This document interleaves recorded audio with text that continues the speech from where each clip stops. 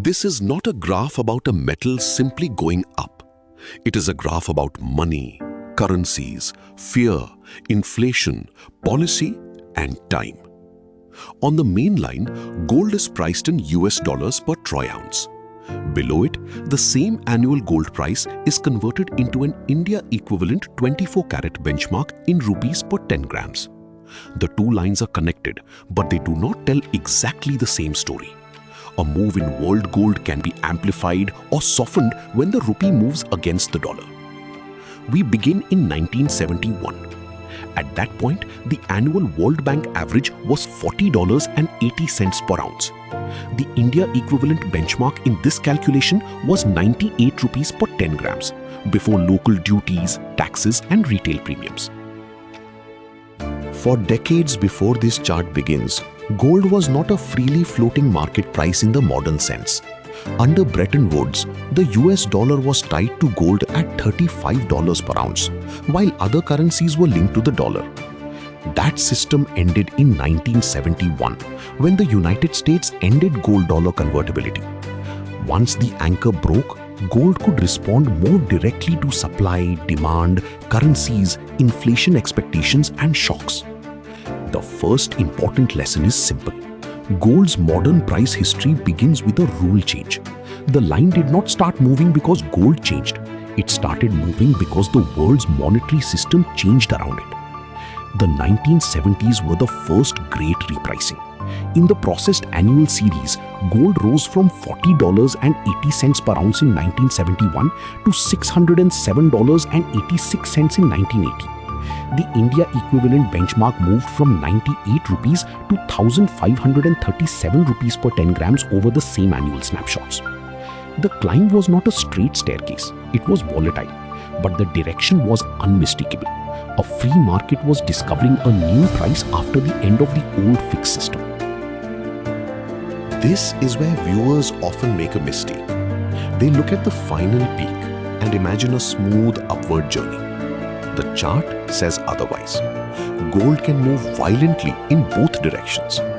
A period of powerful gains can be followed by years in which the line gives back ground or simply goes nowhere.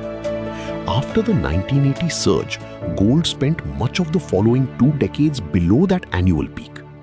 By 1999, the World Bank annual average was $278.77 per ounce, less than half the 1980 annual average.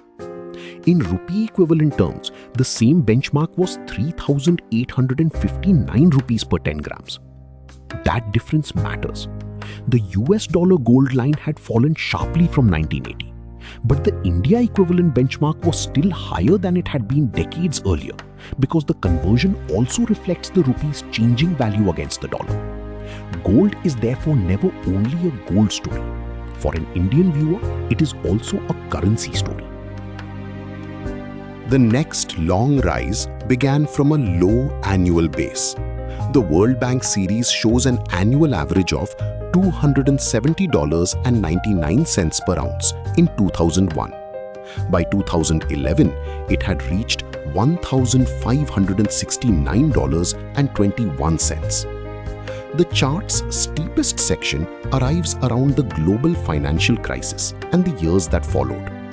This does not mean one headline alone explains every move. Gold is influenced by a network of forces: interest rate expectations, the dollar, inflation expectations, inflation demand, central bank activity, financial stress, and geopolitical uncertainty. But the visual point is clear. A decade can change the scale of the entire chart. What once looked like a historic peak can become a lower point on a much larger line. From 2011 through the middle of the 2010s, the dollar price softened from its annual high. Yet the India equivalent benchmark did not mirror every US dollar decline one for one.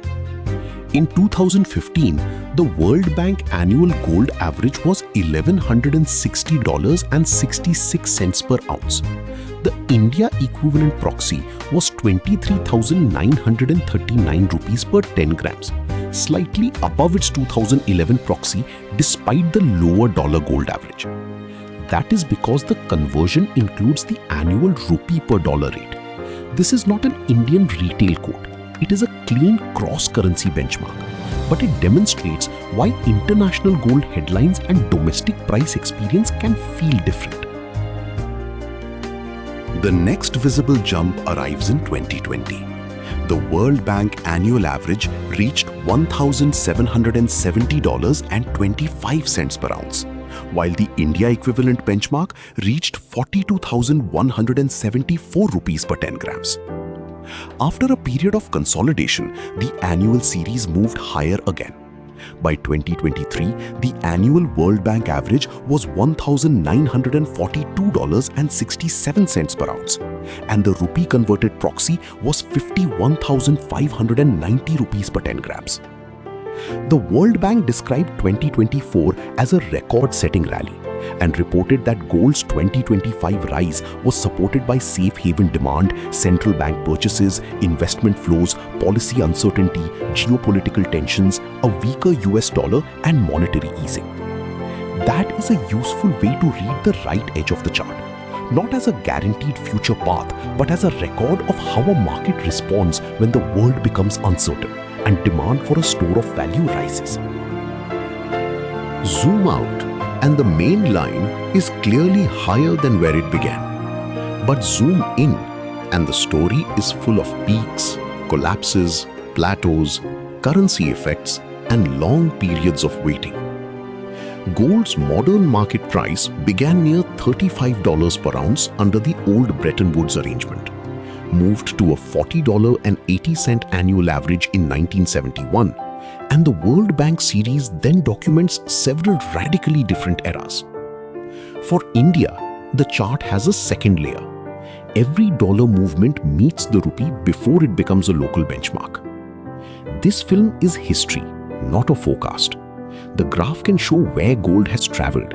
It cannot tell us with certainty where the next point will appear.